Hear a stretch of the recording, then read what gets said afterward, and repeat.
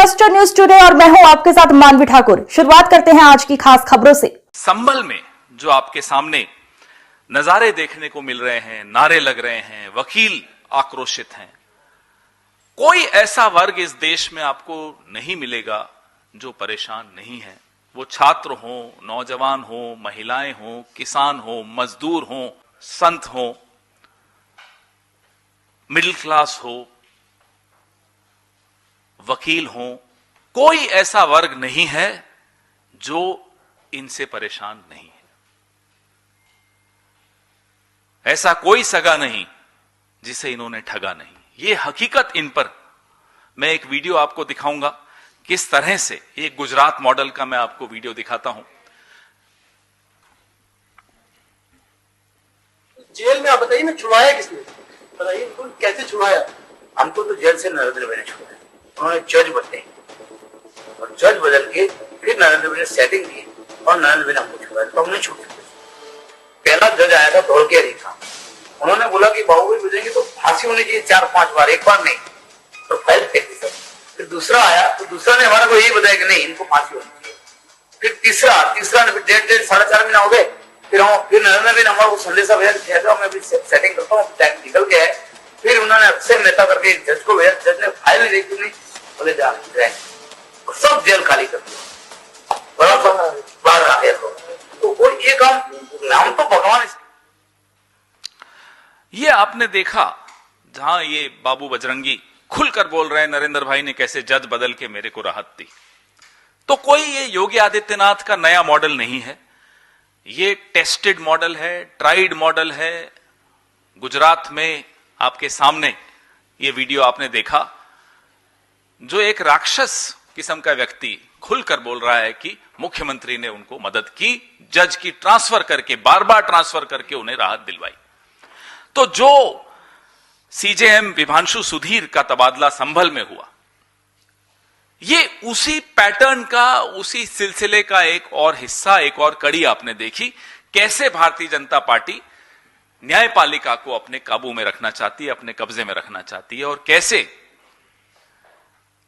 Transfer.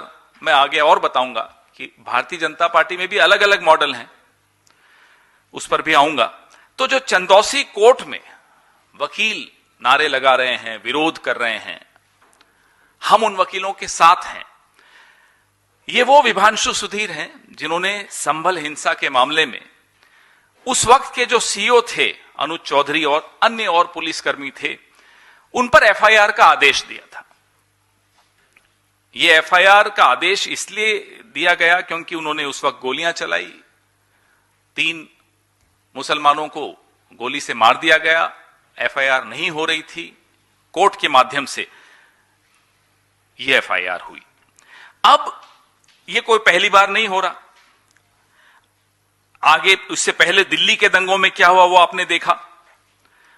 अलग अलग जगह पे किस तरह से इन्होंने न्यायपालिका को अपने काबू में करके ट्रांसफर कर दिया, धमका दिया, ट्रोल कर दिया सोशल मीडिया पे। ऐसे कई बार ये लोग करते रहते हैं ताकि इनका एजेंडा चलता रहे। जिस व्यक्ति को वहां लगाने की कोशिश की गई वो भी वह व्यक्ति था, सुल्तानपुर इनको तो हटा दिया खैर विभांशु जी को, और डिमोट भी कर दिया विभांशु सुधीर को। ना केवल हटाया, ना केवल ट्रांसफर की, इनको अपने पद से नीचे वाला पद डिमोट करके वहां भेजा सुल्तानपुर। जिस व्यक्ति को वहां लगाने की कोशिश की वो है जिसने संभल मस्जिद में सर्वे का आदेश पारित करके इसको मुद्दा बनाया था, विवाद बनाया था। खैर आप लोगों का दबाव था, वकीलों का दबाव था, चुपचाप से ये ट्रांसफर कैंसिल कर दी जिस नए व्यक्ति को लाने की कोशिश की गई। हम और आप कोई केस लड़ते हैं, जाते हैं कोर्ट में किसी के खिलाफ, वकील से संतुष्ट नहीं होते तो वकील बदल देते हैं, लेकिन बीजेपी जज बदल देती है। यह अंतर है। हम और आप वकील बदलते हैं, बीजेपी जज बदलती है। मुरलीधरन, जस्टिस मुरलीधरन का आपने एक उदाहरण मैं आपको देना चाहता हूं। जब दिल्ली के दंगों में जस्टिस मुरलीधरन ने एफआईआर के आदेश बीजेपी के लीडर्स के खिलाफ पारित किए थे, आधी रात को जस्टिस मुरलीधरन का ट्रांसफर हो गया था। आधी रात को। अभी हमारे राजस्थान के जज थे जस्टिस दिनेश कुमार गुप्ता, उन्होंने प्रधानमंत्री के प्रिय मित्र गौतम भाई अदानी के खिलाफ कुछ जुर्माना लगा दिया, तो सजा उनको तुरंत मिली, 200 किलोमीटर दूर तुरंत ट्रांसफर हो गया। उदाहरण दे रहा हूं मैं आपको कि कैसे ये लोग 1 मिनट में जिसके हाथ में इंसाफ का तराजू होता है उसको बांध लेते हैं, उसके हाथ को बांध लेते हैं।